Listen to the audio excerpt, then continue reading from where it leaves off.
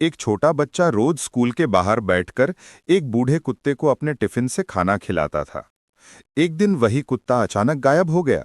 बच्चा रोज उसे ढूंढता रहा। एक दिन बच्चा सड़क से जा रहा था, तभी अचानक एक ट्रक बहुत तेजी से उसकी तरफ आने लगा। बच्चा ट्रक के नीचे आने ही वाला था कि वही बूढ़ा कुत्ता दौड़ता हुआ आया और बच्चे को खींचकर सड़क से बाहर ले गया। बच्चा सुरक्षित था, लेकिन कुत्ता चुपचाप बैठकर रोने लगा, क्योंकि लाइक और सब्सक्राइब नहीं